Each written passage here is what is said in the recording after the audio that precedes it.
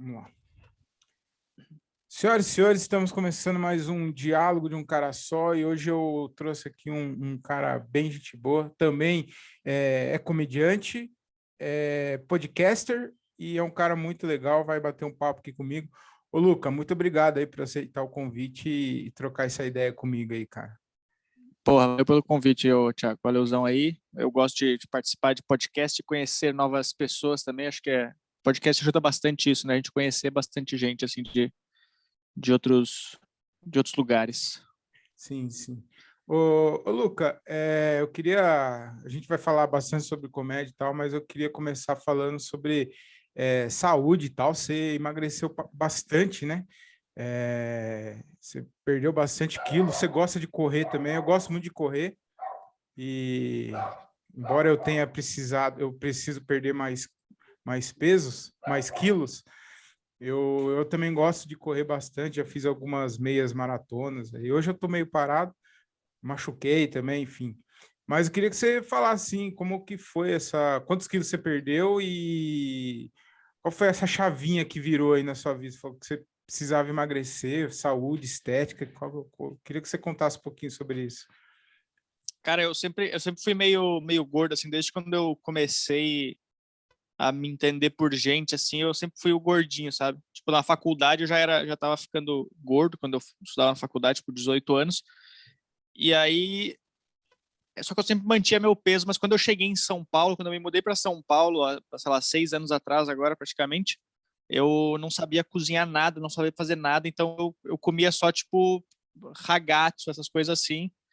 Então, cara, minha alimentação tava ficando horrível, horrível, tava cada vez pior, eu era bem, tipo, tranquilo com isso na época, assim, eu ficava, tipo, porra, dá nada, né? Tem um monte de gente que é gorda e consegue viver de boa, então eu consigo me manter assim.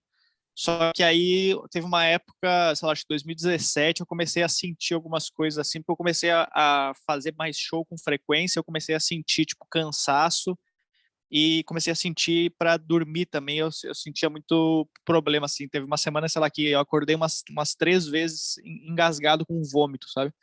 De refluxo, essas coisas assim. Aí eu falei, cara, acho que agora eu preciso emagrecer, né? Tipo, eu esperei 3 vezes acontecer o negócio para emagrecer. Mas aí eu comecei a só. No começo eu só corria também, igual tu falou que tu gosta de correr, eu só corria no começo, eu fazia tipo Smart Fit, mas eu só corria. Quando eu ia fazer peso, eu tinha preguiça de treinar na academia, então sei lá, eu alongava às vezes. Quando eu chegava lá em cima, onde tinha os aparelhos, tinha gente usando, eu já desistia e voltava pra esteira. Porque eu peguei muito essa mania de. Eu peguei esse vício de eu correr assistindo série na esteira, botava uma série e ficava lá, tipo, meia hora e depois ia embora. Aí eu comecei a pegar esse negócio e eu comecei a gostar de correr na esteira. Só que aí depois de um tempo, eu comecei a emagrecer bastante, comecei a cuidar da minha alimentação e aí eu comecei a correr na rua. Aí eu comecei a correr mais na rua, comecei a gostar também de correr na rua, só que depois de um tempo, depois que eu tinha emagrecido, sei lá, 40 quilos já, eu falei, cara, agora eu tô ficando só osso no negócio. E aí eu comecei a procurar mais coisa pra, tipo, comecei a ver, a tentar, tipo, eu virei uma pessoa chata já agora, sabe? Eu passei o limite de poder emagrecer e só ficar tranquilo, agora eu sou uma pessoa chata que eu tento convencer os outros a emagrecer já também, sabe? As pessoas odeiam conversar comigo, porque agora eu fico assistindo, tipo, podcast, palestra de saúde para ver como que eu faço para viver até os 180 anos, essas coisas assim. Então, agora eu tô num nível muito pior do que poderia ter. Eu poderia ter parado bem antes, assim, mas aí agora eu sou essa pessoa assim, cara. Eu comecei a cuidar muito mais da minha saúde, tipo, eu cuidava da minha saúde para emagrecer, só que depois que a minha mãe morreu, eu comecei a pesquisar o tempo inteiro no Google, assim, olha, como a minha mãe morreu de câncer, eu começava a procurar como não ter câncer. Aí eu começava, se tu comer isso aqui é bom porque tu não vai ter câncer. Beleza, vou fazer isso aqui então, vou comer isso aqui. Se tu tomar tal vitamina, tu também não vai ter câncer, tem chance de baixar o câncer. Beleza, vou fazer isso aqui. Tanto que agora eu me mudei para esse prédio aqui, porque esse prédio tem sauna. E aí, em algum momento, eu li que sauna fazia bom, então eu vim para cá só porque tem sauna nesse prédio aqui. Sauna ela baixa a taxa de mortalidade também. Então é mais me preocupando com as coisas, tipo, com medo de morrer. E aí eu tô virando essa pessoa horrível agora. Você falou da sauna aí, eu dei risada porque eu ouço seu podcast, né? Então eu sei da, da história da sauna, velho. E, O tipo, dilema da sauna. me lembra da sauna, velho. Eu fico imaginando a cara não sei se foi a síndica ou síndico, acho que é uma mulher, né? É a síndica, é a síndica. Aí eu fico imaginando, tipo, nunca ninguém reclamou da sauna, que esse maluco acabou de Não, porque chegar. ninguém usa. Ninguém Ninguém. usa sauna, cara. Ninguém usa Então, sauna aqui. eu achei muito engraçado você falando no dia que, tipo, não, mas se eu pago, eu tenho que ter a sauna, tá ligado? Cara, não faz sentido. Tipo, eu falei pra ela, eu vim pra cá só por causa da sauna. Aí eu menti pra ela que eu tinha um problema de respiração, que eu precisava fazer sauna. E aí eu não sei como que a sauna se arrumou, porque com certeza não foi ela que mandou arrumar, a sauna se arrumou sozinha, não sei se era mau contato.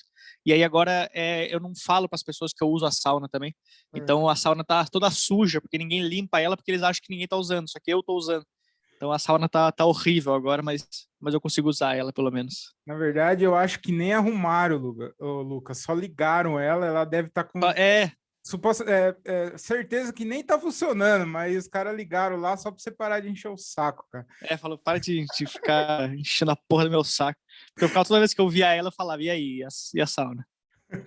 Mas você falou aí que você virou o chatão, né? Que fica dando dica e tal. Você tá no grupo com o Amar lá, que é gordinho e tal. Você dá uns toques pra ele? Você enche o saco dele ou não? Eu morava com a Mar também, né? Eu Ah, morava com a Mar verdade. e morava. Teve uma época que a gente morava no apartamento antes, morava eu, o Rodrigo Marques e o Caio e o Amar. E aí o Rodrigo também era gordo também, e eu também era gordo, o Amar é gordo, o Caio nunca foi tão gordo assim. Mas aí, quando eu emagreci, aí depois o Rodrigo começou a emagrecer pra caralho, Ah. e aí o Amar foi o único que continuou gordo, assim, e aí teve uma época lá em casa que era engraçado, que era tipo, eu no meu quarto fazendo exercício, o Rodrigo na sacada fazendo exercício, o Caio na sala fazendo exercício, e o Amar jogando videogame no Play.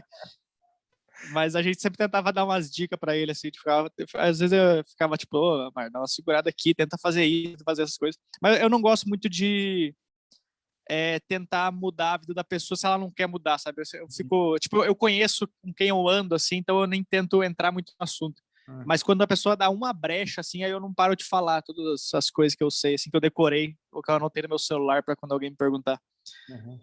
O interessante é que você tá do lado de lá, então você sabe como que enche o saco também, toda hora fica falando disso, né? Por isso que eu falo, eu entendo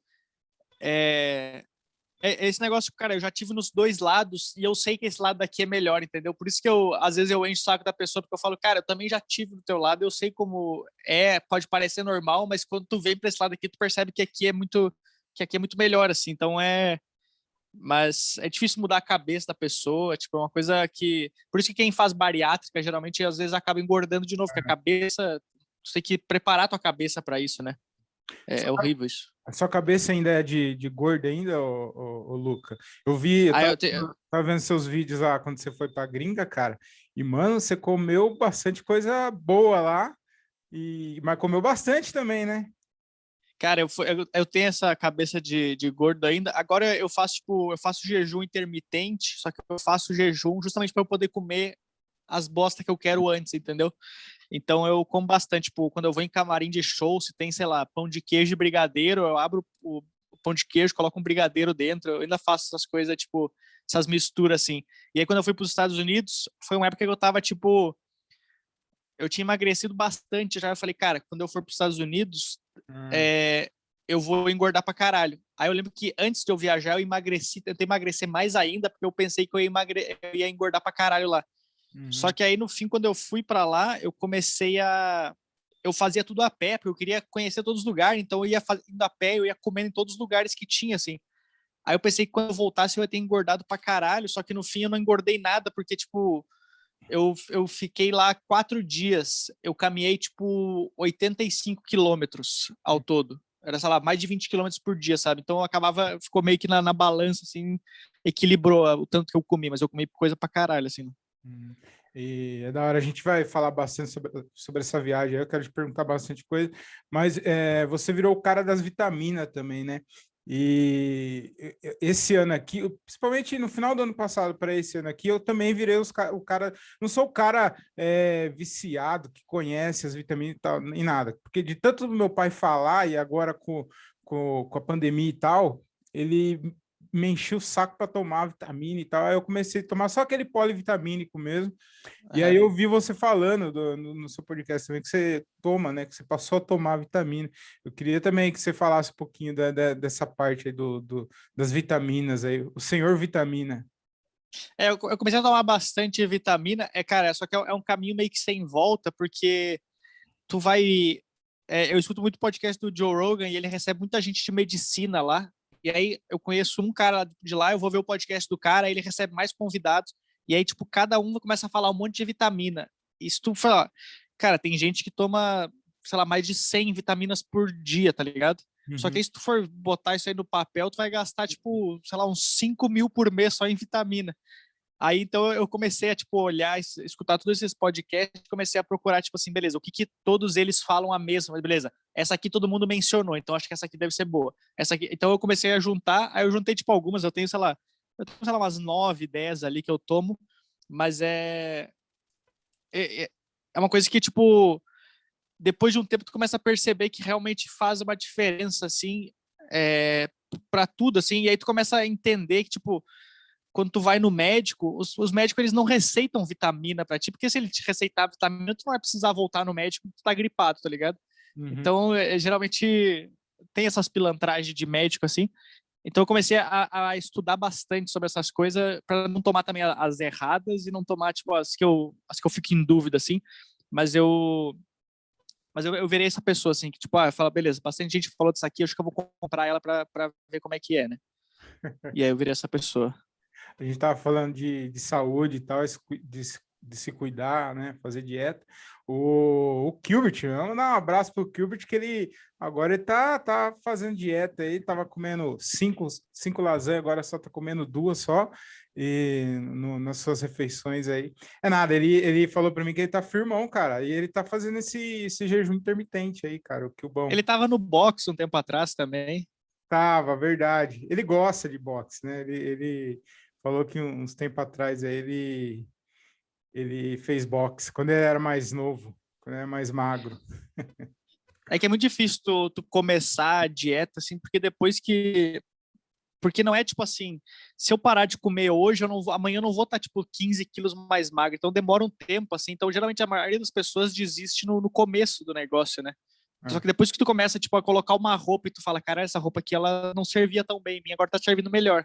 Aí tu uhum, começa a falar, beleza, acho que se eu continuar assim, eu vou emagrecendo, vou ter mais roupas servindo.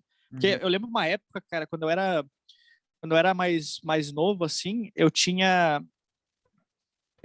Eu era bem gordinho, assim, pro meu tamanho na época. E eu gostava muito daquela marca Cavaleira. E era a época que eu era playboy. Então, os meus pais, às vezes, compravam essas coisas, só que nunca. Ele sempre comprava uma camiseta Cavaleira para mim, só que nunca servia a camiseta. Então, ele comprava, eu deixava guardada. Eu falava, quando eu emagrecer, eu visto ela. Então eu tinha, tipo, sei lá, umas 4, 5 camisetas Cavaleira e nenhuma delas servia em mim. E aí eu me sentia malzão. E agora, tipo, tem um monte de roupa. Agora qualquer roupa serve em mim. Eu falo, caralho, agora fica até grande a roupa em mim, dependendo. Você é um cara que não encana muito hoje com roupa, né? Você falar que para você é uma camisa normal, uma calça e já era. Você não gasta dinheiro com isso, né? Não, cara, eu virei no começo, tipo, é porque a minha família, tipo, eu peguei fases e fases da minha família. Eu peguei a fase, quando eu nasci, eu senti que a gente estava numa fase, tipo, boa da vida, que a minha família tinha, tipo, grana, e aí depois a gente se afundou. Então, quando eu me afundei aqui, a gente percebeu que, tipo assim, cara, eu não precisava daquelas coisas que eu tinha antes, entendeu? Eu consigo me manter com essas coisas. E aí eu virei essa pessoa agora, que eu uso essas camisas, tipo, nada. Eu compro camiseta na Hering, igual quando eu for comprar um chocolate. Eu só pego ela, não provo a roupa, sabe? Porque é mais fácil, tu não perde tempo pensando, eu não gasto energia pensando, que roupa que eu vou usar hoje que combina. Não, eu só uso a camiseta que tem, assim. Mas é difícil tu mudar esse negócio. A minha irmã era muito assim. Minha irmã, ela era, quando ela se acostumou com essa vida boa, então ela queria sempre manter esse nível, assim, sempre querer estar com roupa de marca, com coisa de marca. Só que é muito difícil tu convencer, é mais o tempo mesmo. né? Com o tempo tu começa a perceber, cara, eu não precisava daquele negócio, eu não precisava daquela roupa de marca, eu não precisava daquele negócio. E aí eu virei essa pessoa agora que, tipo, às vezes eu até eu falo assim, cara, beleza, agora tu já usou demais essa aqui tá na hora de jogar fora já, porque tá rasgada já, sabe? Então tu tem que saber também quando parar de usar a roupa, assim. Porque essa aqui tá marrom já, essa aqui era preta, ela tá marrom já, essa camiseta. Eu faço show com ela ainda. Esse negócio de roupa tem muito a ver com tempo e amadurecimento mesmo, porque eu já fui esse moleque imbecil que, tipo, eu nunca fui de família rica nem nada, então eu trabalhei desde cedo, então eu ganhava, sei lá, R$ 300 no meu trampo, assim, e gastava os R$ 300 e, tipo, um tênis e duas camisetas, que hoje eu acho isso um absurdo. Só que eu fazia muito isso, porque era de marca e tal. Eu tenho uma marca. Às vezes um amigo teu aparecia com uma roupa Isso. boa, tu falava, cara, eu preciso mostrar para ele que eu também posso comprar uma roupa igual a dele e tal. Então tem, tipo, muito esse negócio, assim, de... quando eu estudei em escola particular, era assim, tu quer mostrar para os outros que tu também tá no meio deles, assim, é um jeito de tu se aproximar do cara, né? Tipo, com um status e tal. Uma coisa que hoje eu não abro mão, eu tava falando, eu tenho uma marca de roupa, essa camiseta aqui é da minha marca, Lacomedy. Inclusive, eu vou mandar uma para você, o Ventura não manda, eu vou mandar uma da Lacomedy. O Ventura não manda porra nenhuma. E hoje, tipo, se, é nova a marca e tal. Se um dia não der certo, cara, pelo menos eu tenho camiseta aí por alguns anos, entendeu? Já tá. Só Né? reza pra não engordar e não pode engordar nem emagrecer, tem que manter. Então, a única coisa que eu prezo hoje é conforto, conforto e alimentação. Eu gosto de comer bem, então eu não ligo para gastar com comida e conforto. Tipo, eu nem tenho TV a cabo, cara. A única coisa que eu assisto em casa é Netflix e YouTube. Então é minimalista. Não sei se você assistiu aquela série da Netflix. Os Sim, minimalismo. é muito da hora e eles falam bastante disso, que a gente compra muita coisa que não precisa comprar, cara, não precisa gastar, né? Eu virei, minha mãe ela era muito assim também, minha mãe ela não, eu lembro que minha mãe, quando a minha irmã começou a ficar, minha irmã começou a crescer e ficou quase meio que na altura da minha mãe não comprava mais roupa, ela só pegava as roupas da minha irmã que ela dava e começava a usar assim. Então minha mãe tava sempre com as roupas da minha irmã. E ela também era muito assim, tipo, ela falava assim, cara, eu não ligo pra roupa de marca e tal. A minha mãe não era pessoa que se maquiava demais e tal. Mas, por exemplo, em relação a conforto, a conta de luz lá em casa às vezes vinha, sei lá, 500, R$ 600, porque a gente tinha ar-condicionado. Então ela falava assim, cara, eu não vou. Eu falava, cara, mãe, veio R$ 600 a conta. Ela fala, eu não gasto com roupa, mas eu gasto com o que eu gosto, entendeu? Tipo, eu prefiro não comprar uma roupa e ter o ar-condicionado ligado o dia inteiro que eu comprar uma roupa e não poder usar o ar, sabe? Então ela era muito simples, tu escolheu o que tu prefere. Tipo, é exatamente isso. Essa história do ar-condicionado da sua mãe é maravilhosa. E a sua mãe, ela tinha um senso de humor, ela gostava de comédia, Luca? Ela assistia? Porque pelas histórias que você conta dela, ela era bem engraçada, né, cara? A minha mãe, ela era bem engraçada na família, assim, nas jantas de família, ela era bem engraçada. Todos os meus primos gostavam da minha mãe porque ela era, assim, era mais descolada, assim, sabe, que falava palavrão e tal. Eu tenho uma outra tia também, que a minha tia também ela é um pouco engraçada, assim, aquela tia que fuma, e ela era engraçada também, assim, mas a minha mãe, ela gostava de fazer imitação, imitava minha avó bastante, assim, e tal. Mas entre eu e ela era bem pontual. E eu sou bem assim, tipo, no jokes eu também sou bem pontual. Ela esperava a hora certa de falar a piada, sabe?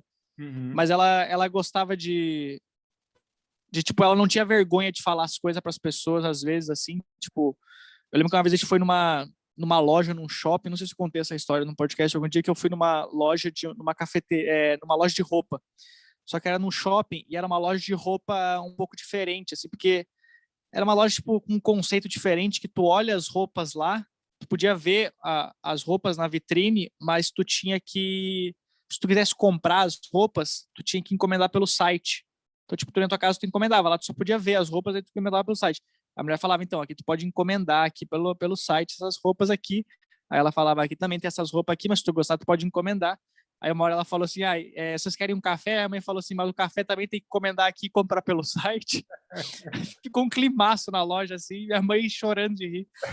Mas ela tinha esse humor, assim, tipo, ela não ligava de falar algumas coisas, sabe? Ela não filtrava as coisas que ela falava. Eu tenho aquela história também que você conta que ela tinha um nome, aí chamaram ela de um outro nome e ela não desmentiu, mano. Aí, Não desmentiu, pô, não desmentiu. a vida inteira Ela com era... esse nome. Porque ela se sentia mal pelas pessoas, às vezes, também, sabe? Ela não filtrava o que ela falava, mas ao mesmo tempo ela se sentia mal de corrigir as pessoas. Uhum. Meu pai também, meu pai também, comigo, ele nunca foi tão engraçado, mas com os meus amigos ele era muito engraçado. Assim, meus amigos também gostavam bastante do meu pai, que ele fazia bastante piada. E meu pai também, ele faz uns negócios meio estranhos, assim, que uma vez ele tava no banco, ele foi entrar no banco, e ele ia sempre no mesmo banco, no HSBC, na época, no Rio Grande do Sul. E aí ele sempre ia no banco, e normal. Aí teve um dia que ele foi entrar no banco, o segurança trancou ele na porta giratória. Aí o cara pegou e tipo, tentou passar, trancou ele de novo. Tentou passar, barrou ele de novo. Aí o cara falou assim, tem como tu tirar teu sapato? Aí meu pai falou, beleza. Aí meu pai tirou o sapato dele, colocou no canto. Quando ele foi entrar, o cara travou ele de novo. Aí meu pai pegou no meio do banco, abaixou as calças e parou assim com as calças abaixadas. Então eram umas coisas que comigo ele não fazia muito, mas com as outras pessoas ele fazia, que acaba sendo engraçado. Eu me identifico bastante com essa história, porque o meu pai também, ele sempre foi o cara divertido, assim, do grupo, em todo lugar. Hoje ele é mais ainda, mas só que quando ele era mais novo, comigo ele era super sério, não ria de nada que eu falava, das bostas que eu falava, ele era um cara bem sério, assim, comigo, mas com os outros ele era um cara muito engraçado, todo mundo se divertia com ele. E aí você contou essa história aí, eu me identifiquei e lembrei que era bem assim mesmo. Os caras, eles amavam o meu pai. Eu lembro que uma vez quando saiu o filme do Pokémon na época, a gente foi assistir, aí eu convidei um amigo meu para assistir junto também, amigo meu da infância, a gente foi assistir, meu pai foi junto, aí meu pai pagou a entrada da gente, pagou pipoca e tudo. Aí eu lembro que na semana seguinte, esse meu amigo, ele ligou para minha casa para ver se eu tava em casa, que ele queria ir no cinema também. Aí ele falou, o Luca tá aí? Aí a mãe falou assim, o Luca não tá. Aí ele falou assim, e o tio Marco, que era o nome do meu pai, tá aí? Aí falou, tá, porque, vê se ele não quer me levar no cinema. Os caras queriam que meu pai pagasse a entrada do cinema dele. Foda-se a amizade comigo, eu só quero que meu pai pague a entrada. Virou rotina, né? Tipo, Ô, acostumou. Luca, outra coisa que eu acabei esquecendo de perguntar, eu achei legal, interessante, o tipo de boicote que você faz, você vê que você fala que tem um dia de descanso que você não vai na academia, né? Que você não corre e tal. Aí você fala, não, eu só vou hoje, aí amanhã eu não vou. E aí você fica falando todo dia isso, e no final você treina todo dia, cara. Eu achei muito interessante isso e eu queria até adaptar isso para mim, mas, cara, eu não consigo. Tem...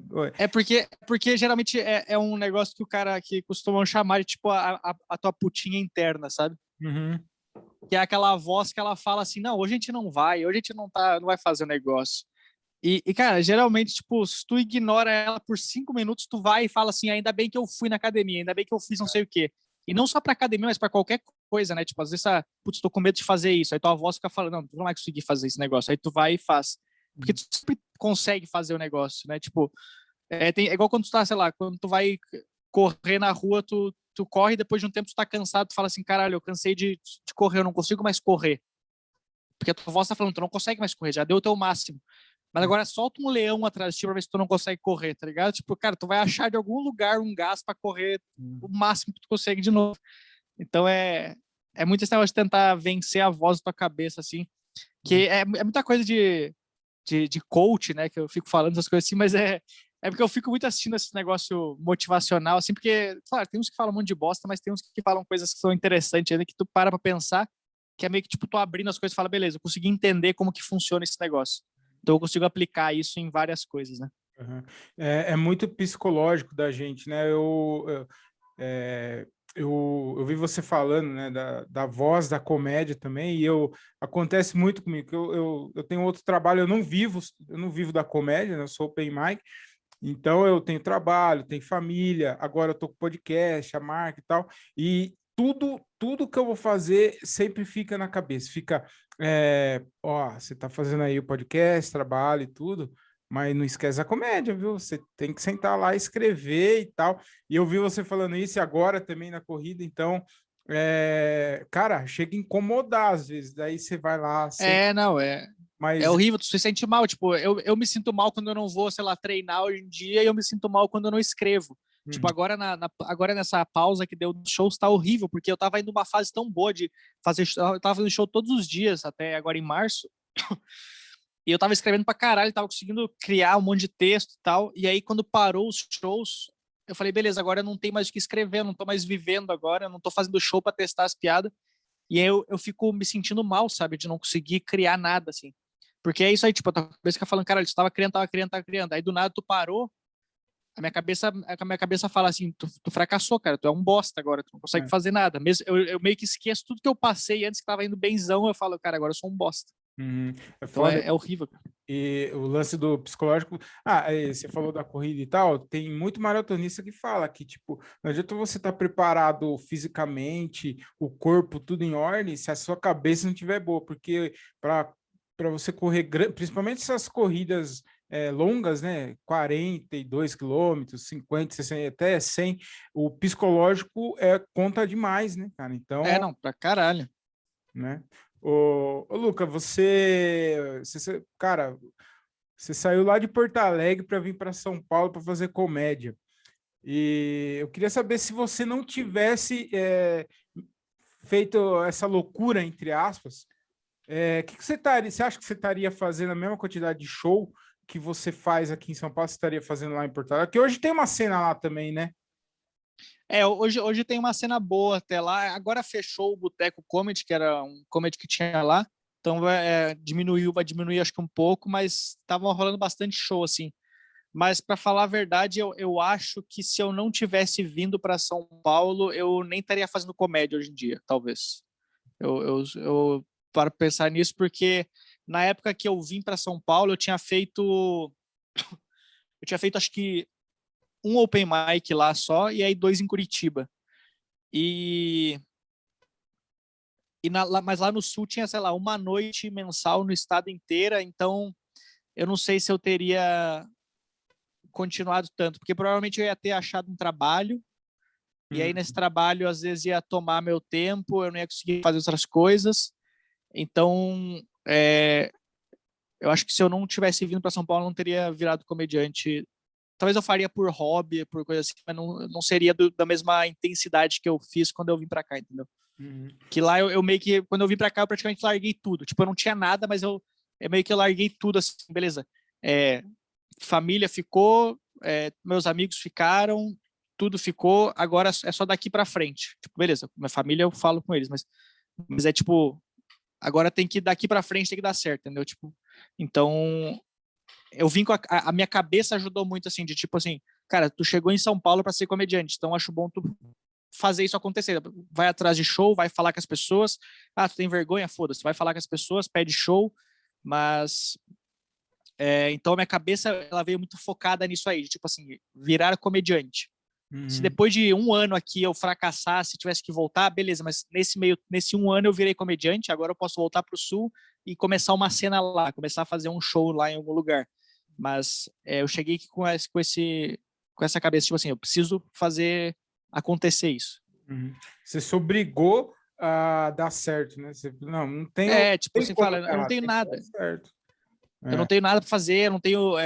Eu tinha me formado na faculdade em 2012 em comunicação digital. Só que comunicação digital é um negócio que, cara, amanhã já mudou completamente o mercado, entendeu? Se tu não se atualiza no mercado, tu fica para trás. Uhum. Já era 2015, eu já tinha perdido todo esse gap do mercado, assim, de, tipo assim, se eu for voltar agora a fazer o negócio, não vai, entendeu? Não vai dar certo. Eu vou acabar trabalhando num trabalho que não é, sei lá, vou trabalhar, sei lá, como recepcionista em alguma, sei lá, escritório de contabilidade, algum negócio assim. Ia ser alguma coisa assim, provavelmente. Então, a cabeça influencia muito nessas horas, né? Se você quiser, o Murilo Gun tá contratando, ele pode te É, contratar aí. pilantra do caralho. O Murilo Gun agora tá zen, agora ele Alguém falou que ele tá aplaudindo o pôr do sol, já tá falei, ainda numa. bem que eu não comecei a trabalhar, trabalho dos sonhos. Pois Eu ia ter que acordar ele. Tá em outra vibe. Cara, eu gosto demais do Murilo Gun, mas tá numa vibe aí muito zen e tal, cara. E era um bom comediante, né? Mas... Ah, ele virou zen porque ele é milionário. Como é que o cara não vai... Ele pode escolher ser zen. Agora tira todo o dinheiro da conta dele, vai ver se ele vai aplaudir o pôr do Não. sol. Não, aí ele vai atrás. Aí ele vai trabalhar no telemarketing que eu trabalhei, que ele não me contratou. É sempre assim, o cara vira zen porque ele tá com a vida ganha. Tipo, Verdade, me verdade. apresentam, me apresentam uma pessoa pobre que é zen. Fala, não, cara, eu preciso Mendigo. trabalhar. O nome disso é É, mendigo. É rico. é. Que o cara usa como desculpa. Não, eu escolhi essa vida de morar nas ruas aqui. Claro que não. Dá 10 mil pro mendigo, ele sai na rua na hora. Ô, Lucas, você falou de se você estivesse em Porto Alegre, talvez você nem estaria mais fazendo comédia e tal. Mas e hoje, você se imagina fazendo outra coisa? Porque, tipo assim, hoje você está na comédia, tá fazendo bastante show e tal, mas o caminho da vida muda muito, varia, né, cara? Então, você acha que você, daqui um tempo, você se vê fazendo comédia ainda? Daqui, sei lá, 10 anos? Cara, eu quero literalmente morrer no palco, assim, se eu puder, meu último show, eu falar, eu fico por aqui e eu cair duro no chão, para mim seria maravilhoso. Assim, eu quero realmente, porque eu gosto muito de viver a comédia em si, sabe? Eu gosto de fazer as coisas que na minha cabeça um comediante faz, sabe? Que é sair à noite, não tem show, procura um show para testar piada, faz, sei lá, 3 shows numa noite, eu posso estar tipo com um monte de show marcado, pago, ganhando dinheiro, mas na hora livre eu quero fazer o show de graça. Então eu gosto muito de viver a comédia. Então a comédia com certeza é uma coisa que eu vou fazer pro resto da minha vida. Eu acho até legal eu ficar pensando isso, porque eu não gosto muito de pensar no futuro, eu sempre gosto de ficar só pensando no que está acontecendo agora, mas eu acho muito legal me imaginar daqui 30 anos fazendo comédia, como que vai ser, como é que eu vou estar. Porque a gente se compara, a gente fica às vezes. Tem muito comediante que fala assim, ai, cara, eu fico muito triste quando eu vejo o Chapelle fazendo show, porque o cara é muito foda. Só que, mano, o cara tá há 30, 35 anos fazendo, sei lá. Então, tipo, eu fico imaginando como é que vai estar, tipo, a gente aqui daqui 30 anos, entendeu? Como é que vai estar a cena da comédia. Uhum. Então, com certeza, é uma coisa que eu vou fazer para sempre. Eu não sei, eu sou um cara que eu tenho muita ideia, às vezes, de outras coisas paralelas.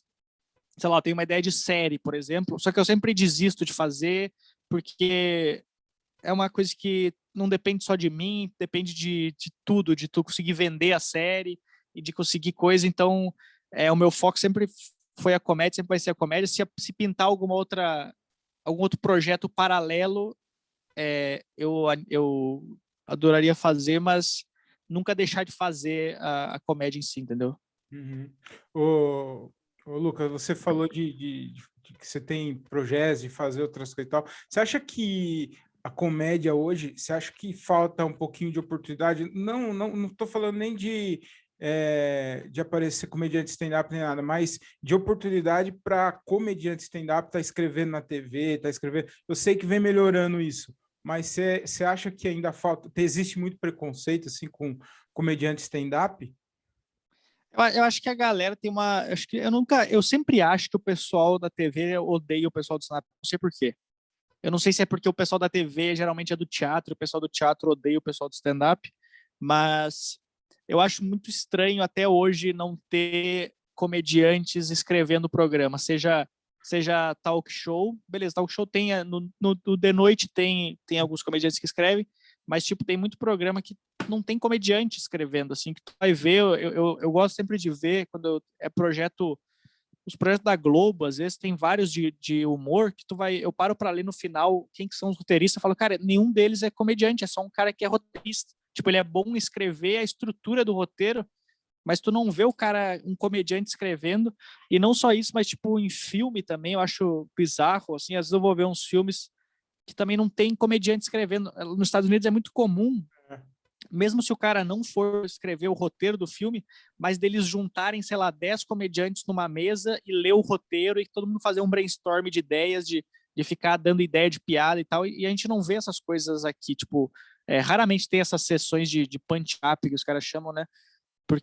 Mas eu não sei o que é, eu não sei se é o preconceito que os caras têm de achar que todo comediante é machista, sei lá, não sei qual é a visão das pessoas, entendeu? Mas eu acho muito estranho não ter assim. E eu acho, sei lá, não só em programa de humor, mas qualquer programa é bom ter um comediante. Uma coisa que tem muito nos Estados Unidos que não tem aqui, tinha no Faustão, que é, tipo, por exemplo, aquece de plateia, antes do show começar. Sei lá, o programa da Márcia Goldschmidt, nem sei se tem lá, sei lá, Caso de Família. Os caras colocam os comediantes nos Estados Unidos, colocam um comediante para aquecer a galera antes, trocar uma ideia, com o pessoal se soltar. E muita gente nos Estados Unidos ganha dinheiro e tira o dinheiro do mês fazendo essas coisas, entendeu? São coisas que aqui ajudaria muita gente, assim, tipo, porra, fazer. O cara vai lá, faz 15 minutos só para aquecer a plateia pro programa. E a gente não vê essas coisas aqui, né? Eu tenho um pouquinho de esperança no futuro disso melhorar também um pouco, mas é triste mesmo, cara, porque não tem. Agora, esse filme aí, não sei se você chegou a assistir o Cabras da Peste. Acho que é Cabras da Peste. O Léo. Ah, o nosso time falaram que foi legal. É engraçado, cara. Eu já fui assistindo com o maior preconceito, né? Mas depois eu me surpreendi. Aí no final, os caras tinham comentado já que o Léo Ferreira tinha escrito, né? Umas piadas e tal. Aí tinha o Léo Ferreira e o Nigel Goodman lá. O Nigel escreve bastante projeto também. O Nigel ele é muito bom de roteiro. Eu fiquei mó feliz, cara. Parecia que era um camarada meu que tava lá escrevendo. Então, então, é da hora ver isso aí. Tipo, a galera que é do nosso meio, assim, tá fazendo essas coisas, é da hora, assim. É legal. Então, vamos torcer para que no futuro... A comédia stand-up no Brasil ainda não... Embora tenha aumentado bastante, nunca foi uma cultura assim, né, Luca? E você acha que isso daí tende a aumentar, a melhorar com o tempo?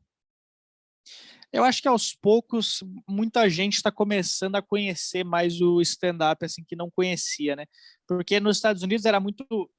Lá virou muita cultura esse negócio, porque era muito comum tu assistir programas de TV que tinha comediante apresentando, né? E aqui no Brasil a gente não tem isso. Tipo, nos talk show dos Estados Unidos, todo programa de talk show lá tem um comediante que faz a apresentação lá. E aqui no Brasil não tem muito isso. Os programas tinha o Humor na Caneca no Jô só, mas por exemplo, o programa do Danilo, que tem um público muito alto, não tem esse negócio. Então, o que está popularizando o stand-up hoje em dia é o YouTube, né? Então muita gente está conhecendo o stand-up pelo YouTube, uma galera jovem. O pessoal mais velho, acho que não tá acompanhando tanto stand-up como acompanhava antigamente, quando o Rafinha fazia, o Danilo fazia naquela época. Mas eu acho que essa galera jovem está começando a conhecer o stand-up. Tem muita gente também do YouTube que está indo para o stand-up, então está trazendo uma galera diferente. Tipo o Whindersson, quando veio, trouxe uma galera diferente para conhecer o YouTube. Mas eu acho que para virar cultura de verdade, assim, acho que vai bastante tempo ainda, porque, não sei, tem muita coisa no Brasil que acho que o stand-up tá bem abaixo na lista, assim, até chegar para virar uma coisa cultural, assim, que todo mundo sabe. A gente ainda precisa fazer show e explicar o que é stand-up pra galera, precisa explicar ainda. A plateia, hoje em dia, tem muito lugar que tu vai que para eles não importa se tem um cara que ficou 3 meses escrevendo uma piada ou alguém escorregando uma banana, sabe? O cara, para ele só rir tá ótimo. Por isso que aqui, sei lá, roubo de piada aqui no Brasil não é uma coisa tão grave assim para a plateia, porque isso aqui, tipo, cara, não importa se tu roubou essa piada de alguém, se tu tá me fazendo rir, tá ótimo. E até pro produtor também é isso. O produtor também fala, não, o cara rouba piada, mas ele lota teatro, foda-se, eu prefiro o cara lá do que o outro que tá escrevendo piada do zero.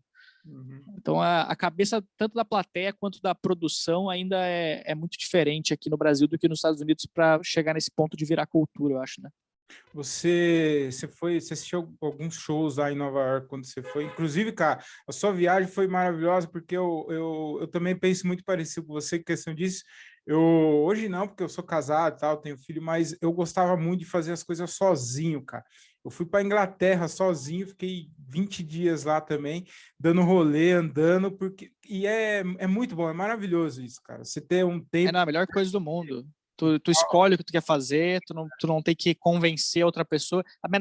Eu namorava na época, mas a namorada ficou bem brava comigo quando eu fiz isso. Acho que foi um dos motivos do término, inclusive.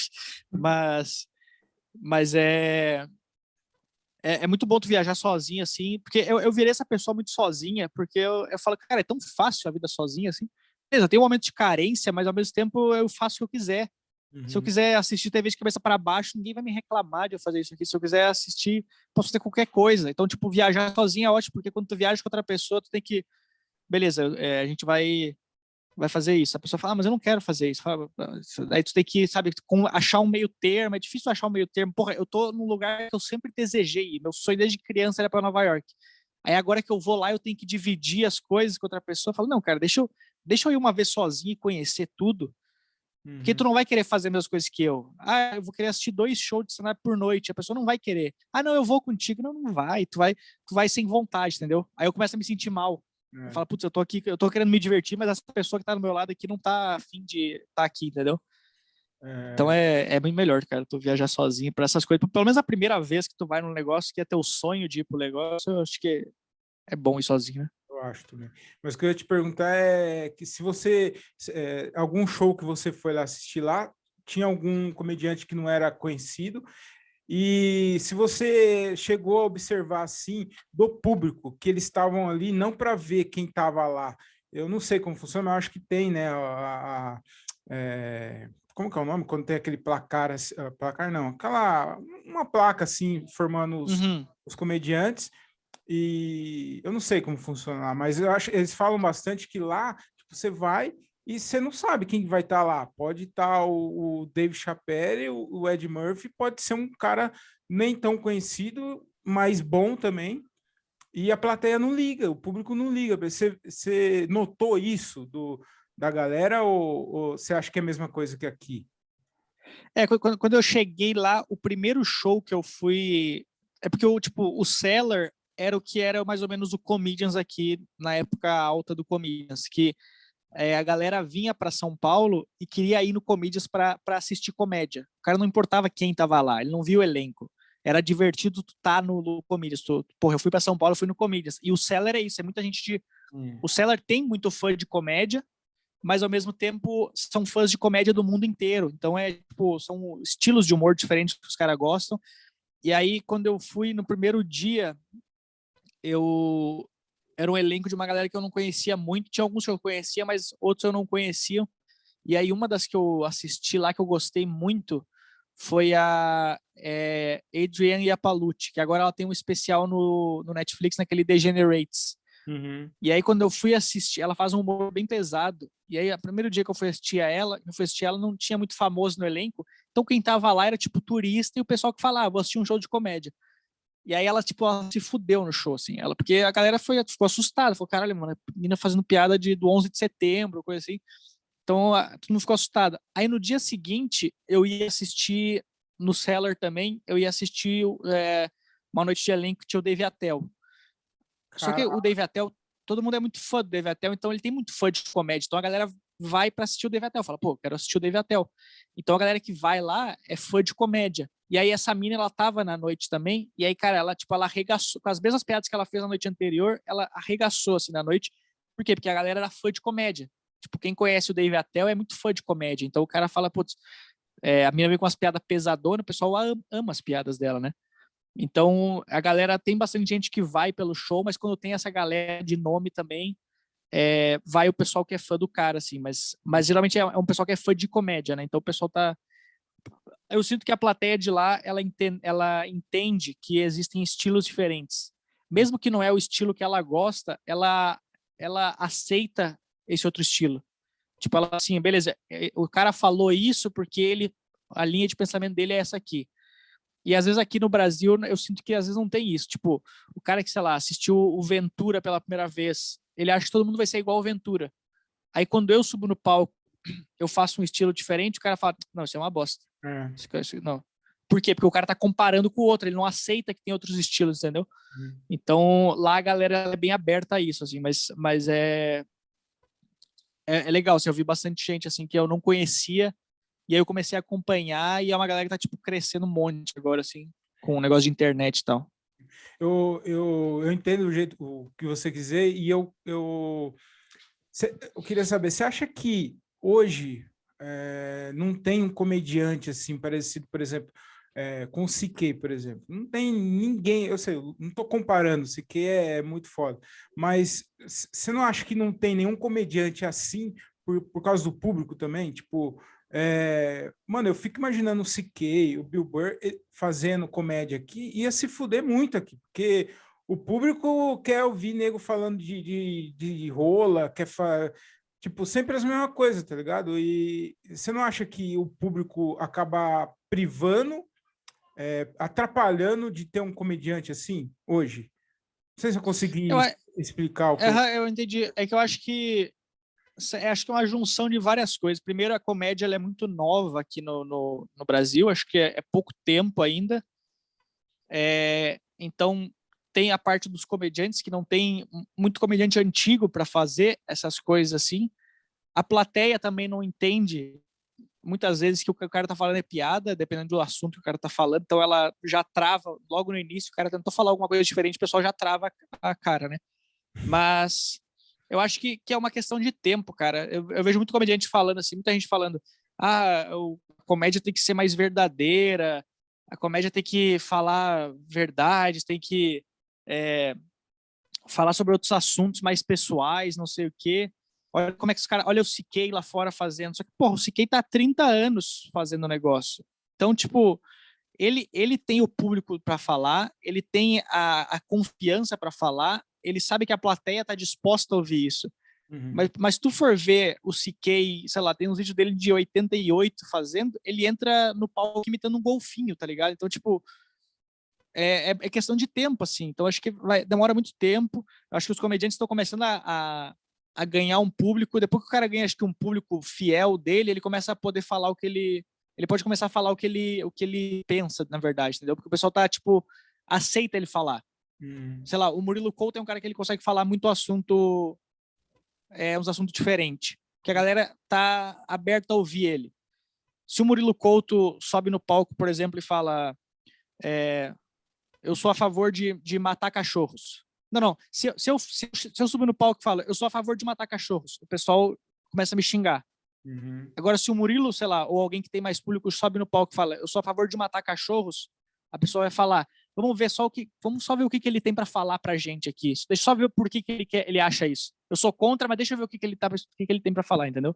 Uhum. Então, eu acho que é muito isso, tipo, é questão de tempo ainda de criar um público nosso e da plateia estar preparada para isso também, né? Uhum. Eu acho que é isso, mas é uma evolução que vai acontecer conjunta, né? Tanto do Eu acho que já evoluiu bastante, cara. Eu acho que de um tempo para cá, por exemplo, eu lembro que até, sei lá, 5 anos atrás, quando eu cheguei em São Paulo, tinha muita piada ainda de Silvio Santos. Ninguém mais imita o Silvio Santos porque não tem mais graça. Tipo, a plateia já entendeu. A plateia já entendeu que tu vai imitar o Silvio Santos fazendo alguma coisa, atravessando a rua, fazendo sexo. Tipo, já começou a mudar. Tem lugares que o pessoal dá bastante risada ainda disso, que é tipo, sei lá, interior, o pessoal dá bastante risada ainda. Por quê? Porque lá ainda não saturou essas coisas. Então tem lugares que são diferentes. Depende, tipo, aqui em São Paulo já saturou demais, beleza, aqui não rola mais.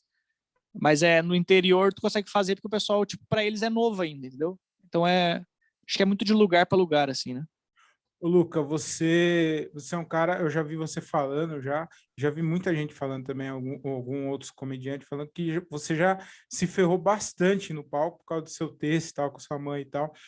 E eu queria saber o quanto isso te ajudou e como você lidava com isso, como você lida hoje com isso também, depois de um show ruim, porque o seu texto é muito. Tem uma parte do seu show, eu não vi ainda, a pandemia não deixou, mas tem uma parte que a galera fica muito naquela, putz, eu vou rir disso aqui e tal. Então, você é um cara que arrisca bastante, você testa muita coisa e você se ferra muito com isso, né? É bom ao mesmo tempo, eu acho isso muito bom, mas eu queria saber o quanto isso ajudou e o quanto atrapalhou isso na sua carreira. Cara, quando eu cheguei em São Paulo, quando eu comecei a fazer os shows, eu eu ia mal nos shows, eu me sentia bem mal, assim, eu ficava, tipo, triste, porque eu falava, cara, eu vim para São Paulo e ninguém riu das minhas piadas hoje, e então eu vou ter que voltar, minha carreira acabou. E aí eu comecei a fazer show, comecei a arrumar minhas piadas, aí depois de um tempo eu comecei a, tipo, entender que é normal tu ir mal no show, tipo, é normal as pessoas não rirem às vezes de ti. Tipo, Não quando tu tá fazendo as piadas garantidas, mas é normal, tipo, que em alguns momentos tu vai se fuder bastante.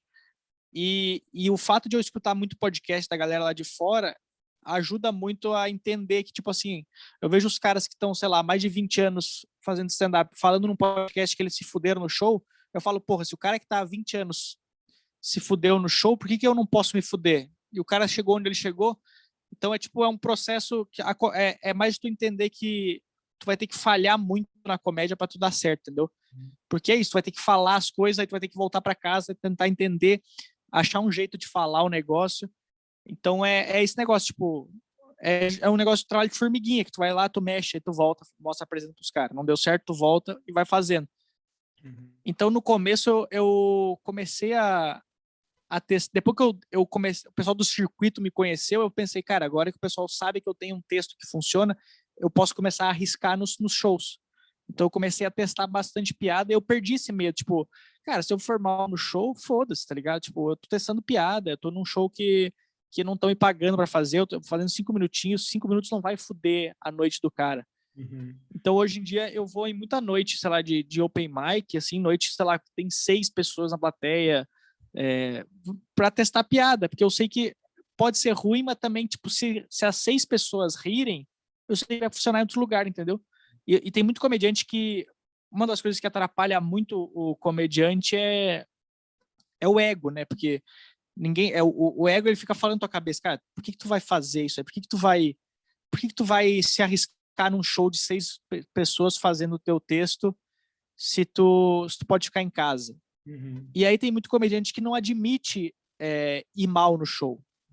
O cara não admite, tipo, sei lá, quando eu vou testar piada numa noite de iniciantes, eu chego na noite de iniciantes lá, de open mic, os open mic, eles estão com o melhor texto deles, que é o texto que eles estão fazendo já. Eu tô testando. Então, muitas vezes, eu vou pior que os open mic na noite. Só que um comediante profissional tem uns caras que não admitem isso. Falam, não é possível, não admito que um cara...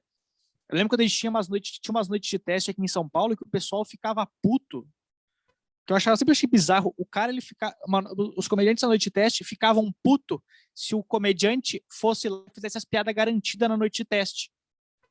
Eu falei, mas por que tu fica puto do cara fazer as piadas garantidas dele numa noite de teste? Ah, não, porque ele vai melhor do que eu na noite, porque ele vai fazer as garantidas. Eu falei, mas cara, o que muda pra ti, entendeu? Eu prefiro entrar no palco depois que alguém fez as piadas garantidas do que alguém que deixou a plateia lá embaixo, entendeu? Então, pra mim, é ótimo se tu quiser. Se tu tá gastando teu tempo e dinheiro que a gente paga pra fazer noite de teste, se tu tá gastando teu tempo e dinheiro pra fazer as piadas garantidas, cara, o problema é teu. Eu vou subir no palco e vou fazer as piadas novas. Outro dia eu fui no Beverly lá, eu comecei a testar as piadas, não tava funcionando. Aí eu comecei a procurar no celular as piadas para testar piada nova. Falei, beleza, vocês não querem ouvir essas piadas, eu vou procurar outras piadas. Aí eu comecei a procurar as piadas, eu não achava as piadas. Só que na minha cabeça eu ficava pensando, cara, só faz as piadas garantidas, só faz as piadas antigas. Aí na minha outro lado eu falava, não, mas por que eu vou fazer as piadas garantidas num show que eu tô pagando para fazer? As garantidas eu sei que funcionam, eles não merecem essa, eles não estão pagando para me assistir. Então, tipo, eu falei, cara, eu prefiro sair do palco no meio e sair triste do palco do que fazer as piadas garantidas. Porque. E aí entra no negócio nas piadas, tipo, da minha mãe, assim, que tem lugar que o pessoal vai rir. Então, por isso que eu costumo fazer elas muito no solo, porque no solo eu sei que a galera foi para me assistir. Talvez o cara não é meu fã, mas ele foi. É uma noite que tem só eu no elenco, então ele vai ter que me assistir. Então, e no solo eu consigo ganhar a galera em 40 minutos de show para poder fazer essas piadas no final. Então, tipo, porra, eu segurei vocês 40 minutos, vocês estavam rindo, então deixa eu falar o que eu quero. E eu gosto muito de fazer essas piadas, eu demorei muito tempo para fazer elas, para escrever, para arrumar do jeito que eu quero. Agora eu acho que eu cheguei no lugar que eu quero dessas piadas, mas demorou muito tempo para arrumar elas, porque era isso aí, eu não podia fazer numa noite normal. Eu não podia testar numa noite, eu não podia falar 20 minutos sobre a mãe ter morrido numa noite de elenco num bar, entendeu? O cara saiu do bar para se divertir, eu não quero. Então, tipo, eu tinha que testar, por exemplo, eu ia na noite de humor negro do dia, que a galera tava aberta a isso. Então, tipo, eu entrava, tipo, zoando esse negócio, e aí acabava fazendo o texto no meio. Mas é um processo muito difícil de tu... Alguns assuntos é difícil tu falar, mas ao mesmo tempo eu sei que é difícil eu fazer essas piadas, só que ao mesmo tempo eu gosto de fazer elas porque é uma coisa muito pessoal minha. Então eu sei, tipo assim, cara, mesmo se eu errar bastante ela, eu sei que no final vai dar certo, vou deixar do que eu quero ela, porque é uma coisa que eu quero falar. Então, se eu quero falar disso, tipo, eu vou me fazer o máximo, vou testar o máximo, vou mexer o máximo para ficar do jeito que eu quero, entendeu? Então, é demorado, mas é divertido o processo, assim. Não é divertido a mãe morrer, mas é divertido o processo de fazer as piadas. Esse negócio de ego de comediante, cara, é impressionante. Eu acho que o Donato tá falando em um dos podcasts, não sei se foi no Planeta podcast, do Rafinha, que ele falou que tinha comediante, tipo, grande, que ficava puto com o Open Mic, que tava começando e tal, que ele tinha ido melhor do que o profissional na noite, e aí não chamava mais os caras, mano. Falei, mano, que absurdo isso. Os caras é muito. É um ego, cara, que totalmente desnecessário. Que, tipo, é só a comédia que tá crescendo e os caras achavam ruim, mano. Cara, é porque muita gente vê como competição o negócio, tem muita gente que não aceita isso. Sei lá, tem gente que. Já vi muita gente chamando gente ruim para abrir show, porque tu chama o cara ruim para abrir o show, por quê? Porque teu show é uma bosta, mas vai ser melhor do que o cara, entendeu? Aí, tipo, mesmo se eu for mal no show, o cara foi antes de mim, foi pior. Falar, mas eu fui melhor do que ele. Então a cabeça das pessoas é muito errada em relação a isso. É muito errado, cara. Tu chamar alguém ruim pra tu parecer que foi melhor que o cara, entendeu?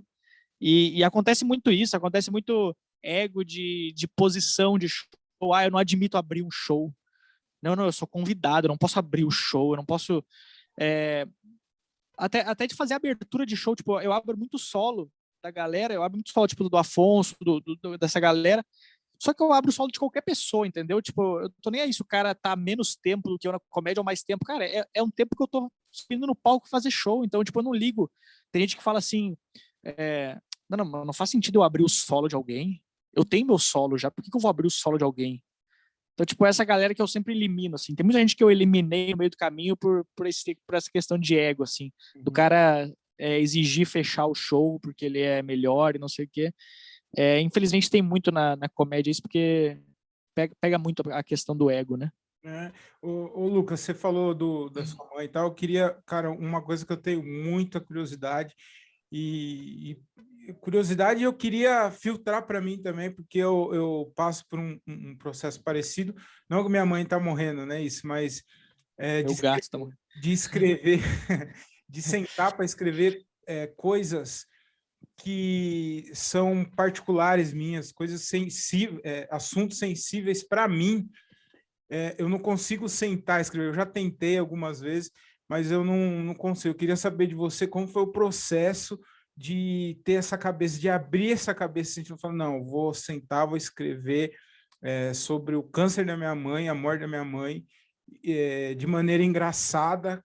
Como que foi, mano, esse processo, assim, esse amadurecimento cômico aí para você escrever essas piadas? Eu acho que muita gente, infelizmente, a gente não consegue, às vezes, falar sobre coisas pessoais nossas por ego, assim, também. Tipo, assim, cara, eu não vou falar no palco uma coisa tão pessoal minha. Eu não admito falar essas coisas. Então, pode ver, as coisas que a gente fala, geralmente, o pessoal costuma falar no palco, que é mais pessoal, é sempre, tipo, se zoando. Tipo, eu brochei, né? Porque todo mundo brocha lá. Mas coisas pessoais, é um processo muito demorado. Eu sinto que depois que eu fiz esse texto da minha mãe, depois que a minha mãe morreu, eu consegui eliminar, tipo, 100% do meu ego. Então, tipo, pro meu próximo solo, eu tô falando muita coisa que eu nunca imaginei que eu falaria no palco, entendeu? Tem muita coisa que eu tô falando no palco que eu não falaria, que eu não falei, talvez até hoje, fora do palco. Então, eu prefiro falar no palco do que falar fora do palco. Mas foi muito difícil de escrever no começo, só que ao mesmo tempo me ajudou muito nesse processo todo, assim, porque foi. Eu nunca tinha perdido ninguém da minha família, eu nunca tinha perdido nada, assim, eu tinha perdido, sei lá, um cachorro, que eu nem vi ele, tipo, depois que morreu, eu falei pra minha mãe, não, eu só vou sair do quarto depois que tu tirar ele daqui, porque eu não quero ver o cachorro morto. Então, enquanto a minha mãe, nos últimos dias da minha mãe, eu tava no Rio Grande do Sul, e aí eu falei, cara, eu tinha ido fazer meu solo pela primeira vez no Rio Grande do Sul, e eu tava, tipo, na sala, me preparando pro meu solo, enquanto isso minha mãe tava no quarto dela, com duas enfermeiras cuidando dela, tipo, podia morrer a qualquer momento. Eu falo, cara, eu tô nessa sinuca de bico, que eu fico, tipo, eu tô num momento ótimo da minha vida, que eu tô fazendo solo pela primeira vez, mas ao mesmo tempo, na minha vida pessoal, tá uma bosta, que eu tô perdendo minha mãe. Então eu comecei a tentar achar uma maneira de aceitar isso. Tipo, o fato de eu estar lá nos últimos dias da minha mãe, eu consegui. Quando eu vi ela na cama, deitada, eu sabia que dali ela não conseguia voltar para onde ela estava. Tipo, ela não tinha como melhorar dali. Dali era só para baixo. Então, na minha cabeça, quando eu vi ela ali, eu falei, ok, aqui ela já, para mim, tipo, ela já morreu. Não tem mais o que eu fazer. Mesmo ela estando respirando, ela morreu, não tem como ela voltar disso. Não vai acontecer um milagre, não vai surgir um remédio de hoje para amanhã que vai curar todo mundo com câncer. Então, na minha cabeça foi mais tipo assim, eu aceitei a morte dela e a aceitação da morte da pessoa me ajudou a começar tipo assim, beleza, vou escrever piada sobre isso porque acaba sendo um mecanismo de defesa também. Eu não quero ver a parte triste do negócio, eu tento achar a parte engraçada disso. Eu sempre tento achar, tipo, beleza, tô triste com isso, mas se tu parar pra passar por esse lado que é engraçado tal coisa. Claro, é uma morte de uma pessoa, é horrível se tu parar pra pensar nisso. Só que ao mesmo tempo é um jeito de eu ocupar foi um jeito de eu ocupar minha cabeça. Tipo, minha mãe tava mal, eu falava, cara, eu preciso escrever o que tá acontecendo para mim nesse momento. Então, tipo, as coisas estavam acontecendo, a enfermeira tava falando coisa comigo, eu ia escrevendo, eu ficava pensando toda hora, lembrando, quando ela tava no hospital, acontecia uma coisa, eu anotava no celular, porque eu falava, cara, de alguma maneira eu vou ter que usar isso daqui para frente. Seja tipo uma anotação, ou seja como piada. Então, eu anotava tudo que acontecia nos últimos momentos da vida dela, no velório dela eu anotava coisa, na hora que o médico me falou que ela não tinha mais volta, eu anotei no meu celular coisa. Então, ao mesmo tempo que me ajudou muito, foi esse negócio tipo, de aceitação. Tipo, eu aceitei que a pessoa não tem como voltar dali. E eu fazer piada sobre o assunto não vai piorar a situação. Eu não ia falar, se eu escrever uma piada no meu celular, ela não vai morrer mais rápido, entendeu? Tipo, então não muda nada. Tem gente que fica falando assim, eu já vi algum podcast que eu participei que alguém fizeram algum corte lá e botaram, aí alguém comentando, não se faz piada com isso, com a morte da própria mãe. Tipo, cara, se tu rir da piada, minha mãe não vai, se tu não rir, minha mãe não vai ressuscitar, entendeu? Tipo, não vai mudar nada. Né? O músico, ele faz uma música em homenagem pra pessoa, eu faço piada. Então é a mesma coisa que uma música. Então é um processo difícil, mas eu sinto que depois que aconteceu isso, abriu minha cabeça para outras coisas. Eu falei, beleza, cara, se eu consigo falar sobre a morte da minha mãe, eu consigo falar sobre coisas pessoais minhas. Tipo, sobre problemas pessoais que eu nunca falei antes. Entendeu?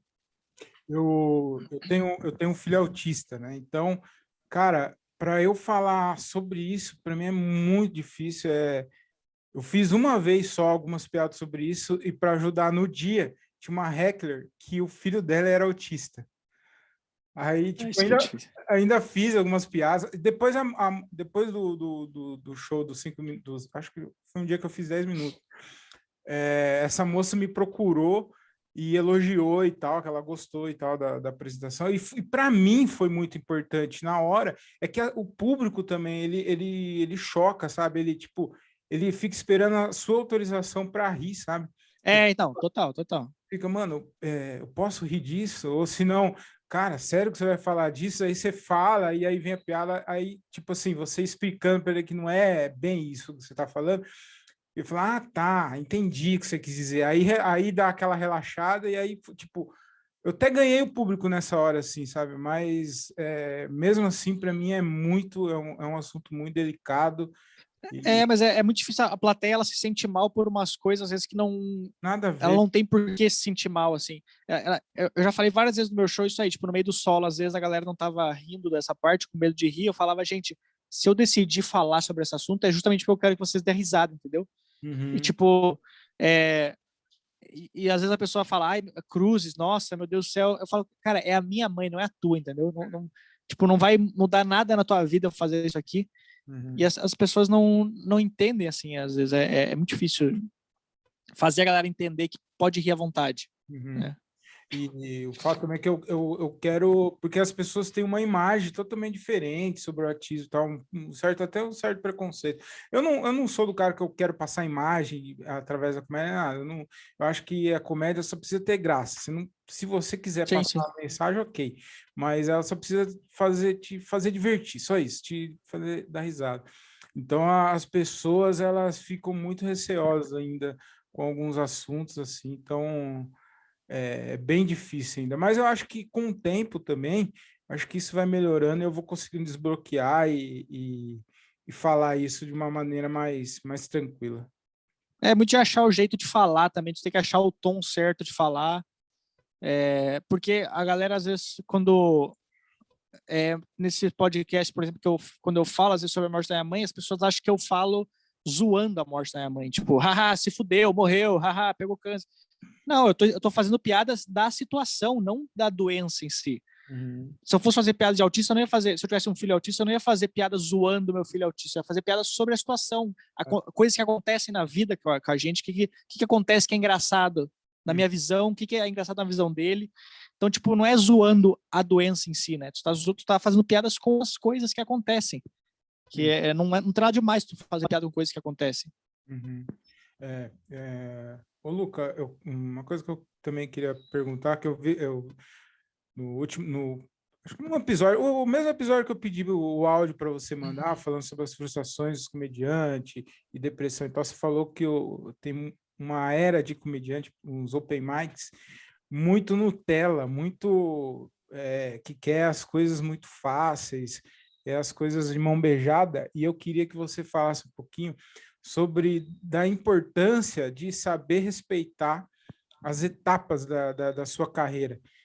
Porque tem comediante que tem 5 minutos bons, já tá falando de solo, cara. Eu vejo comediante open mic falando de solo, tem vídeos que não tem nem risada, nego postando no YouTube, cara. Aquilo lá me dá uma dor no coração que mais uma vez a questão de ego. Eu acho que para mim nada passa de ego, porque eu não sei o que os caras pensam de alguém que vai parar 5 minutos para ver um cara que nem conhece e fala, não, esse cara é muito bom, eu vou ir no bar para ver esses 5 minutos que eu acabei de ver no YouTube. Eu queria que você falasse um pouquinho da importância de saber respeitar as etapas e esperar o tempo de cada coisa. É que eu acho que a gente anda. Acho que hoje em dia a gente está numa fase que não só comediante, mas todo mundo é meio ansioso, assim, né? Todo mundo acha que consegue fazer as coisas mais rápido do que o normal, assim. Pode ver, tu vai ver no Instagram hoje em dia tem perfil falando aprenda a ganhar seguidores comigo. O cara tem 200 seguidores. O cara tem, sei lá, 50 seguidores, ele se autodenomina digital influencer. Tipo, não, cara, tu não influencia ninguém, entendeu? E o comediante é isso. Tipo, tem muito comediante que, com o crescimento da comédia aqui no Brasil, muita gente começou a criar sua própria noite, que eu acho legal pra caralho. Só que o cara falou, putz, se eu tenho a própria noite, eu consigo fazer meu próprio solo. E aí o cara começa com essa cabeça dele assim, beleza, não precisa ser engraçado, eu preciso só ter 1 hora de material. Aí o cara chama a família dele, porque o ruim do começo da carreira é isso aí, tu começa sempre a chamar teus amigos pros shows. Aí teus amigos vão lá no show, eles te conhecem, eles dão risada. Só que aí tu vai fazer um show quando eles não estão, tu se fode no show. E aí tem muito comediante que tá começando na carreira que tem essa autoconfiança cara, é muito errado no começo da carreira. Tipo, tem comediante que não fez um show até hoje e o cara já tem foto no estúdio pra colocar no flyer, tá ligado? Tipo, mano, tu não começou tua carreira ainda, ninguém. Eu demorei, eu lembro que quando eu comecei aqui em São Paulo, eu demorei mais de 1 ano para colocar as minhas fotos no flyer, assim, porque a galera pedia para colocar foto no flyer e falava, cara, não coloca. Porque eu preferia fazer um negócio escondido, entre aspas, tipo, fazendo na minha sem ninguém me ver, para quando o pessoal me visse, falava, cara, esse cara, ele tá. De onde que surgiu esse cara? Só que eu tava fazendo show escondido, eu ia fazendo show sem ter minha foto no flyer, assim. Então, é essa pressa da galera, tipo, é uma geração que querem fazer só, tipo, o bem bom, tá ligado? Tipo, o cara não quer fazer uma noite de open mic, o cara quer fazer só no Hilários e no Clube do Minhoca. O cara ele grava um vídeo dele no banheiro dele com um desodorante na mão e manda pro Minhoca, fala, posso fazer aí? Olha só esse show que eu fiz aqui na minha casa. Então, tipo, é uma galera que não quer ir atrás do negócio. Aí tem muito open mic que fala assim, eu falo, cara, tu tem que fazer show. O cara fala, mas ninguém me chama pra show. Eu falo, cara, ninguém vai te chamar. Ninguém precisa de ir no show, entendeu? Ninguém vai te ligar às 8 da noite e falar, cara, por favor, eu imploro pra tu vir aqui no meu show fazer 5 minutos. Eu preciso que tu faça 5 minutos. Não, cara. O comediante, ele abre espaço na noite dele porque ele, quando começou, ele passou por isso, de ter que fazer 5 minutos em outro lugar. Então, tipo, ele tá fazendo um favor pra ti. Então, cara, vai no show do cara, respeita o tempo, te deram 5 minutos, faz 5 minutos. Faz o tempo certo, mostra o trabalho, porque às vezes o fato de tu ter respeitado o tempo conta muito mais do que como tu foi na noite, entendeu? Porque às vezes tu pode ser bom pra caralho, mas tu vai lá e faz 10 minutos. Aí os caras falam, e aí, como é que ele foi à noite? Foi bom, mas ele estourou o tempo. Porque é assim que os comediantes trocam ideia entre si. Todo mundo conversa, tipo, quando algum open mic pede fazer noite, a pessoa manda mensagem, conhece esse cara aqui? Ele é bom, só que ele estourou o tempo. Aí o cara já se queima, entendeu? Então são várias coisas que tipo, às vezes queimam a carreira do comediante logo no começo, e é por esses vacilos que ele dá, assim, de não respeitar o tempo, de chegar na hora no show. Eu lembro quando tinha o Bet Faria lá, que o Alisson Lima fazia, tinha uma noite que ele fazia de open mic, e o Alisson sempre foi muito bonzinho com os open, porque os open chegavam no meio da noite, às vezes, tipo, a noite começava às 9, a pessoa chegava às 9h30, e o Alisson deixava os caras fazer, eu falava, cara, não deixa o cara fazer. Porra, se o cara não tá respeitando o palco, agora me responde, eu falava pra ele assim, cara, me responde uma coisa, se fosse no Comedians, tu acha que o cara chegaria no meio da noite? Nem fudendo. Então é tipo, tem gente que trata o palco, um palco diferente do outro palco, só que, cara, todos os palcos são igual, entendeu? Tipo, tu tem que entender que uma noite de open mic também é tão, o fato de tu estar no palco da noite de open mic é tão importante quanto tu tá na noite do Minhoca. Então, tipo, a pessoa tem que respeitar um pouco mais a carreira, né? Então tem muito comediante assim hoje em dia que é tipo assim, o cara quer, às vezes o cara nem quer fazer comédia, o cara só quer ter uma foto no palco, para ele é divertido ter uma foto lá, então e tem muito comediante muito open mic que às vezes o cara ele quer estar no meio da galera só. E eu acho que não tem problema o cara querer estar no meio da galera, só que tipo, então não faz comédia, só vai lá e fica no meio da galera, entendeu? Não tira o lugar de outras pessoas. Eu já vi muita gente que faz o negócio por hobby, que eu acho errado demais, que é o cara ele tá fazendo um monte de show, mas ele fala, eu não gosto de fazer, eu só venho aqui e faço por hobby, eu tenho meu trabalho lá. Mas, cara, mas tu sabe que tu tá tirando o lugar de outras pessoas que dariam a vida pra estar aqui nesse show, né? Então acho que falta muito isso para algumas pessoas que estão começando, assim, que é esse respeito com toda a cena, assim, né? Ô, Luca, eu acabei esquecendo, a gente falou da sua viagem lá, dos shows que você viu na gringa. Você tem vontade de fazer comédia lá um dia, de ir para lá e tentar fazer stand-up lá? Cara, eu queria tentar fazer, eu tava até pensando isso ontem mesmo, eu tava caminhando na rua, tava pensando isso, Eu vi, cara. porque eu tava pensando sobre isso daí, tipo, porque na minha cabeça antes eu tava pensando assim, cara, eu vou ficar um tempo no Brasil, depois que eu criar um público aqui e conseguir, sei lá, um dinheiro para me manter, eu vou para lá tentar fazer. Só que aí eu tava pensando, eu falei, cara, mas acho que eu não sei o quanto que compensa eu ficar um tempo aqui e aí quando eu conseguir um público, finalmente, eu sair daqui, entendeu? Por que eu vou jogar tudo isso fora? Então eu não sei o quanto que eu gostaria de dar, tipo, all-in no negócio, assim, de me mandar para lá do nada. Mas o meu sonho é fazer em inglês. Eu sempre quis fazer em inglês, porque pô, vejo os caras, eu vejo toda a cena lá, mas ao mesmo tempo eu não quero, por exemplo, fazer por hobby o negócio, entendeu? Eu não quero ir lá e fazer e voltar. Então acho que se for fazer, eu queria ir ficar para fazer de verdade, tipo assim, beleza. Sei lá, daqui a 30 anos eu falar, beleza, agora eu vou mudar para os Estados Unidos, eu vou ficar lá para sempre. Mas não esse negócio de tipo assim, eu vou lá, faço um show, volto. Então, tipo, isso que o Rafinha fez, eu acho legal, que ele pegou e falou, cara, não tô mais fazendo show no Brasil, vou para lá e vou ficar lá. E aí ele foi e ficou, então, de verdade. Mas esse de ir, vai e volta, eu não sei o quanto, porque eu tenho medo de ir fazer e gostar do negócio e falar, beleza, agora eu vou querer ir para lá. E aí eu não posso, porque eu não tenho dinheiro para ir para lá, não posso para me manter lá, porque lá é muito mais difícil de fazer comércio do que aqui. Tipo, a gente reclama daqui, mas lá demora muito mais tempo para tu ganhar um cachê de comédia, para tu entrar nos comedy club é muito mais concorrido.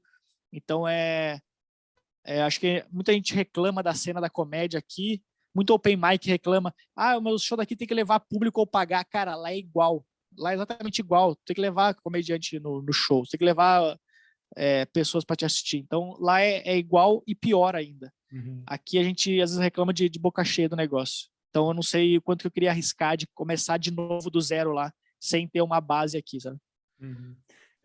Bem lá, aqui você com um ano de comércio, você está fazendo uma quantidade de shows até que relativa. Eu moro no interior, né? Mas é bem difícil, embora estava começando a aumentar a quantidade de shows, aí veio de novo essa parada, mas tem gente que faz lá uma vez por mês, tá ligado? Quando faz, né? Cara, muito disputado lá os negócios. Claro, tu pode fazer as noites de open mic lá, só que as noites de open mic lá acho que são piores que as daqui, assim. Porque às vezes não tem público também, é só para comediante que tu faz. Então é difícil, assim. O Rafinha, eu vi ele falando que ele reclamou com o dono lá de um bar, não sei se foi o Cellar, onde que foi, que ele falou assim, porra, mas só daqui 15 dias que você vai me chamar, um negócio assim. Aí ele falou assim, Rafinha, vem cá. Aí ele mostrou uma lista, tinha 2.000 nego, mas tipo, não é 2.000 nego para fazer, 2.000 nego bom para fazer. Muita gente, cara. E ele e o Rafinha tava fazendo a cada 15 dias, tá ligado? Aí eu falei, mano, lá é muito mais concorrido. Não tem o que reclamar, assim, lá. Lá tu tem que só aceitar o negócio, já era. Se tu tá fazendo no bar de comédia, já tá ótimo, assim. Ô, Luca, a gente tá caminhando para o final aqui. Eu queria te fazer uma pergunta. No Jokes, vocês sentam junto para escrever? Ou vocês têm o assunto lá, o tema, e cada um faz por si, depois se encontra? Ou como que é o processo criativo de vocês? As piadas rápidas, cada um escreve a sua. A gente faz essas piadas. Aí, na hora a parte dos comentários, geralmente antigamente a gente fazia reunião pessoalmente, mas agora a gente faz por Zoom, né? Mas a gente se reunia e quando a gente morava tudo junto era mais fácil também de fazer presencial. Mas geralmente a gente tá assim, beleza, o que a gente vai fazer nos comentários? Primeira rodada, o que a gente vai fazer?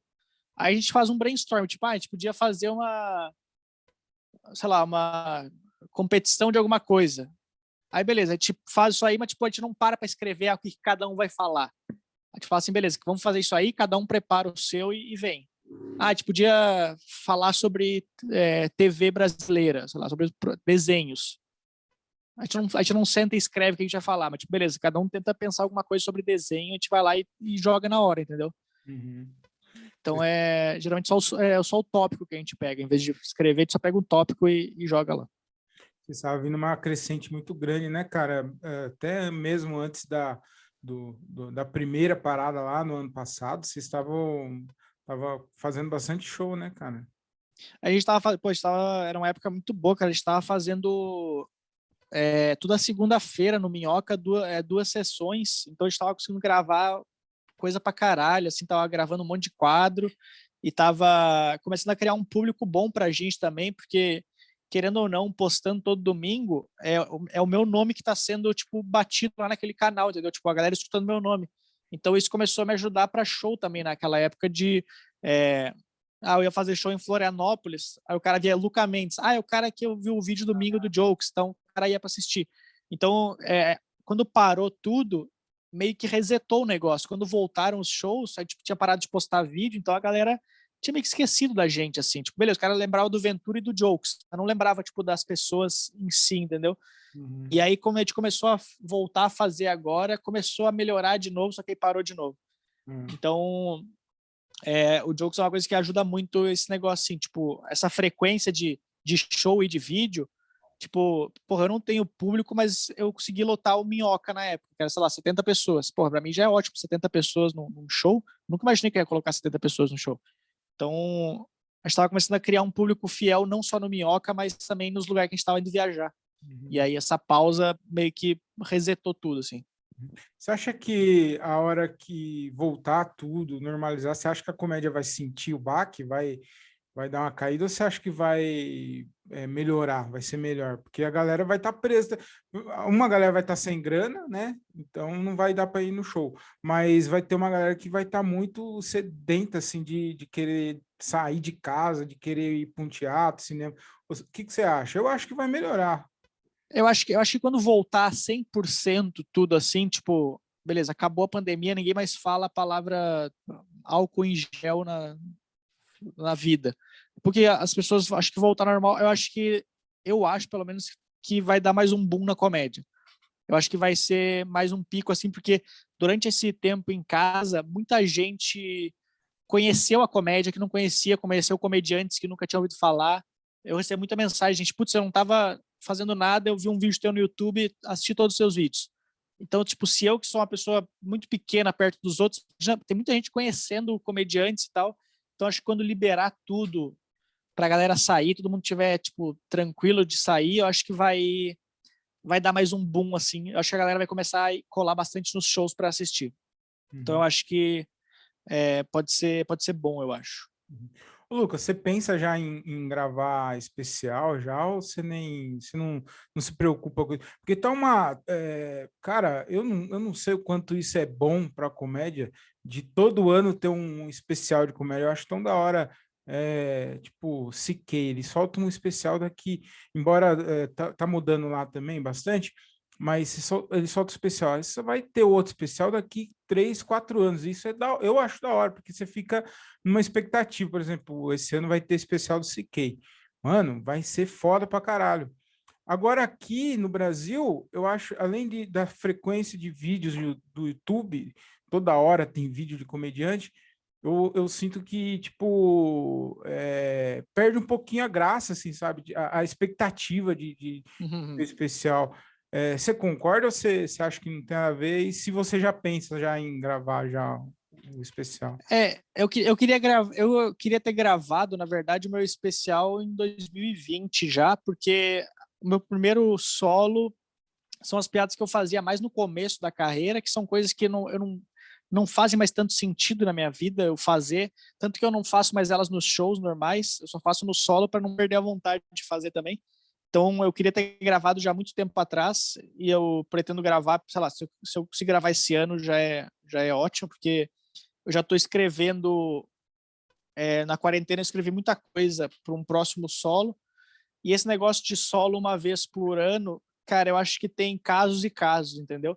Eu acho que tem gente que consegue escrever, mas o problema é quando tu não consegue escrever e tu tenta se obrigar a Hum. escrever um solo por ano. É tipo postar vídeo semanal. Tem gente que consegue postar legal, vídeo bom, mas tem gente que não consegue, mas tenta colocar. Então, tipo, acaba, às vezes, não fazendo. Tu acaba entrando naquele negócio de quantidade, não de qualidade, sabe? Então, eu acho que eu não sei se, sei lá, eu acho que é uma coisa bem pessoal de cada um. Tem gente que pode escolher fazer isso. Eu não pretendo fazer um solo por ano também. Eu tenho agora praticamente, tipo, o meu segundo solo tá praticamente escrito, mas é que o meu primeiro solo é meio que só uma junção das minhas piadas que eu fiz nesses 5 anos, praticamente. Então, eu não conto esse como meu primeiro solo. Então, acho que esse que eu vou fazer mais pra frente, que vai ser, tipo, vai começar, tipo, a contar daí. Beleza, esse aqui é meu primeiro solo de verdade, que eu escrevi pensando no solo, né? Não foi só uma junção de todas as piadas. Uhum. Mas eu acho que é uma coisa bem pessoal de cada um, assim, de entender o seu limite de, beleza, quanto que eu consigo criar em um ano, quanto que eu não consigo. Porque tem gente que, sei lá, o cara nem rodou com o primeiro solo direito no começo e já tá querendo fazer o outro solo já. Pô, cara, aproveita, já que tu teve um trabalho de fazer esse solo, roda com ele, deixa a galera conhecer o trabalho e depois tu volta pra cidade com outro conteúdo melhor pro cara assistir também. Então mas é uma coisa bem pessoal, acho que de cada um. Você assiste bastante comédia, ô Luca? Cara, eu assisto bastante, assim. Do Brasil, eu só assisto. No Brasil, eu só assisto pessoalmente, assim. Eu gosto de assistir a galera fazendo show. Vídeo aqui no Brasil eu não assisto nenhum, deve fazer, sei lá, uns anos, assim, que eu não assisto um vídeo completo de stand-up, assim, da galera. Mas ao vivo eu gosto de assistir o pessoal, porque eu gosto de trocar ideia no final do show, tipo, putz, por que tu não fala isso? Às vezes eu fico pensando em piada, anotando e mando no WhatsApp pro cara enquanto o cara tava no palco, pra quando ele sair ele ver a ideia. Então eu acho legal assistir. Mas eu assisto muito lá de fora, assim, bastante coisa, assim. Lá de fora eu assisto é, muita coisa antiga, muita coisa que tá saindo, os solos que saem no Netflix, documentário eu assisto bastante, que eu gosto bastante de ver, tipo, os bastidores da comédia, assim. Uhum. Você tem alguma coisa assim, não precisa ser stand-up especial, alguma coisa engraçada, assim, que você fala, mano, que bagulho engraçado que é isso aqui. E o fato de você não assistir muita coisa aqui do Brasil, que tinha uma época também que você editava, né? Então, você deve ter ficado com o saco cheio também de assistir. Não, mas as filas de piadas eu editava só no mudo elas. Entendi. Tem alguma coisa assim que você fala, mano, que bagulho engraçado isso aqui, é muito bom. Cara, eu assisto muita coisa lá de fora, só que eu falo que eu assisto muita coisa sem legenda, Hum, mas eu gosto de assistir. Tem uma série que eu tô assistindo agora, que eu tô na 12ª temporada, que é It's Always Sunny em Filadélfia, que é uma série antigona. Começou, acho que, sei lá, em 2003, talvez. hum, E é uma série que tem o Danny DeVito.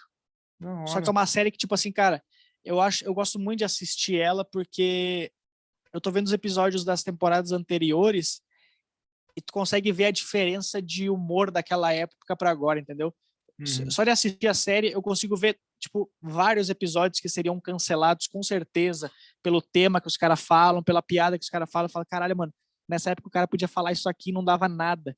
uhum. E aí, então eu gosto de assistir essas coisas assim. Então é uma série que eu gosto bastante de assistir. Essa daí eu tô assistindo bastante. Essas séries assim de que eu The Office, por exemplo, é uma série, mano, eu amo, para mim é a minha série preferida. Não é série preferida de comédia, para mim a melhor série de todos os tempos foi The Office. Eu tô assistindo Modern Family agora também, tô na segunda temporada. É legal, muito engraçado, mas The Office, cara, Não, The Office é muito boa. E The Office, se tu for ver as temporadas mais antigas também, os caras falavam umas coisas meu, bem absurdas, assim, tipo, absurdo. homofóbica, machista e tal. Racismo. É, racismo também, tipo, porque os caras não faziam pensando na maldade, eles faziam pensando, tipo, na piada. Tipo, essa série que eu tô assistindo agora, essa It's Always Sunny em Filadélfia, é uma série que acho que ela não sei se ela tá em alguma plataforma lá nos Estados Unidos, mas, cara, quando ela tava em algumas plataformas, os caras tiveram que tirar alguns episódios, porque tinha uns episódios que eles faziam blackface, sabe? Umas coisas tipo assim, mano, que hoje em dia é uma bosta que vai dar, assim, só que naquela época os caras faziam sem pensar o negócio. É uma coisa que naquela época eu falava, mano, não vai dar nada, isso é um problemaço hoje em dia, tá ligado? Então, tipo, os caras tiveram que tirar vários episódios do negócio. É, mas é isso aí, tipo, The Office também é isso. Tem muita série, muita piada homofóbica que o cara fazia que hoje em dia ia dar um problemaço, assim, né? O próprio Chappelle Show também, tá passando. É, Se ele faz, todo episódio ele entra, o Dave Chappelle ele entra falando, não sei como isso aqui não foi cancelado ainda. é, Luca, muito obrigado, cara. Muito obrigado por bater esse papo aqui. Foi, mano, se deixar, a gente vai ficar até umas 5 horas falando de comédia aqui, porque eu gosto pra caramba e se deixar. Teve um episódio que eu gravei com o André Otávio, o Comédia com Legenda, e um outro amigo meu, o Diogo André, a gente ficou 2 horas falando, tipo, nem era o intuito, era bater um papo sobre um monte de coisa. A gente falou 2 horas de comédia, cara. Então. então, eu gosto muito de conversar sobre comédia, assim, tipo, uma das coisas que eu mais sinto falta no show é esse negócio, tipo, de camarim, assim, porque, Resenha. pô, eu fico muito tempo conversando sobre comédia com os caras, às vezes saio do show pra uma padaria pra conversando, Né? então eu gosto realmente bastante de falar sobre comédia, assim, mas eu, pô, brigadão aí pelo convite aí, É, e no, tamo junto. no meu caso, que eu sou open, né? A maioria dos shows que a gente faz é open e quando tem um público assim, algumas vezes a resenha antes e o pós-show é melhor do que o show em si. Né? Não, com certeza, tem vários shows que eu sei que vai ser uma bosta, mas eu vou pra conversar, pelo menos, Ô, ou pra Luca, jantar de graça.